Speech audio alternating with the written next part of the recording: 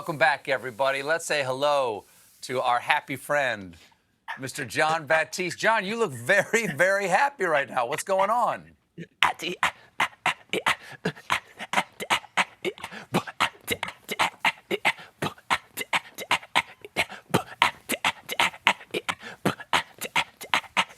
In this world with a lot of problems. Woo! Oh my goodness, I got a song in my heart right now. I got a song in my heart. I was really moved. I was really moved to see the Bidens land at Andrews. To see, it's real. It's going to happen, man. You know, it's happening because we put in the work to make it happen. That's right. And if we keep putting in the work, it will continue to get better. And that's what I'm believing. I'm standing on that. And you know what I appreciate? The memorial ceremony that he and the future First Lady held today at the reflecting pool at the Lincoln Memorial today for those who are lost to COVID. It's a simple, beautiful gesture that is the first stage of the nation healing. Exactly, to show acknowledgement and reverence towards everything that's happened, not just trying to skip over it.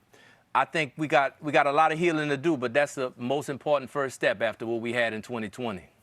John, can you give us a little more of that little happy feel as we go out, if you don't mind? You know what I'm saying? Let's keep it driving. In this world with a lot of problems, all we need is a little loving.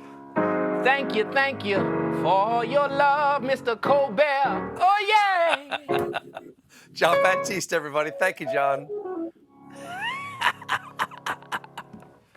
Folks, you know, if you watch the show, that I spend most of my time with a snifter of fine Armagnac at my elbow, laying out the newsiest, most compelling plots, constructing the most topical characters, and composing the timeliest lyrical metaphors to bring you the Pulitzer-worthy magnum opus of a novel that is my monologue. But sometimes, just sometimes, folks, I like to pound a rack of bootleg Four Loko to face a bunch of cutouts from fashion mags with a Sharpie and slap them together with glue sticks, then hijack my brother-in-law's office printer and run down the toner, cranking out the deranged underground zine of news that is my segment, Quarantinewhile.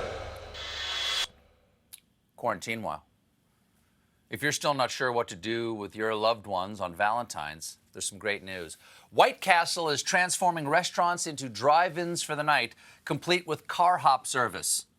The way you celebrate Valentine's sends a message, and White Castle is the perfect way to say, our love is gratifying in the short term, but I will lose interest as soon as I am no longer high. It's a big night for them, and according to a spokesperson, White Castle will become Love Castle, because the only thing that gets you in the mood faster than a meal at White Castle is to be trapped in a car with someone who just had a meal at White Castle. Quarantinewhile. Oscar Mayer is seeking new drivers for its famous Wienermobile. They are looking for recent college graduates to take on the one-year paid job crisscrossing the country in the iconic 27-foot-long hot dog-shaped vehicle. Because nothing says, thank you, Mom and Dad, for working your entire lives so I could get a BFA in musical theater, quite like spending a year driving a beef stick limousine.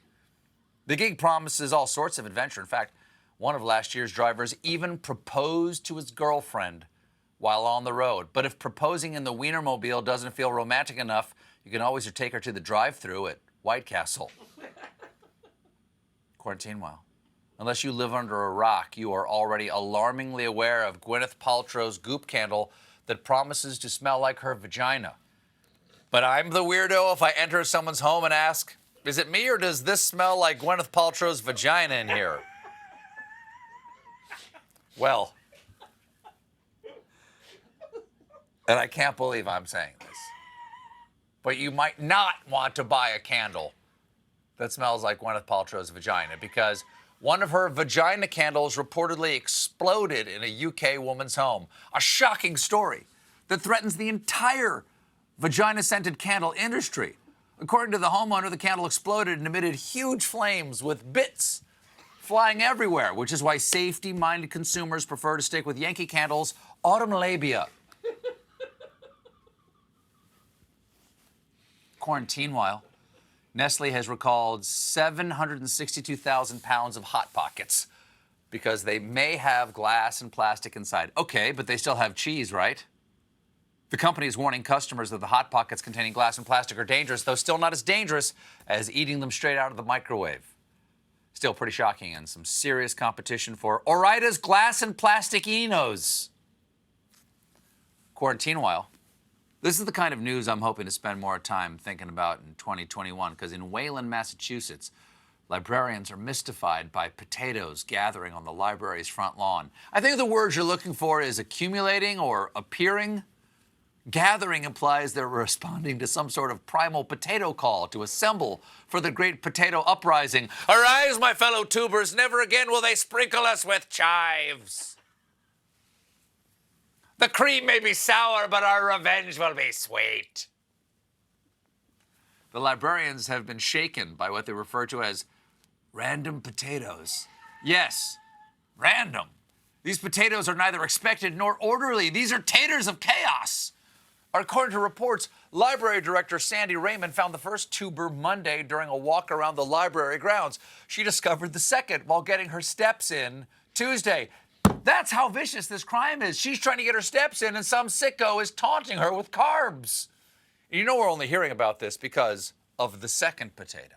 If it was one potato, the mainstream media would completely ignore it. But two potatoes, that's a clear pattern of potaterism.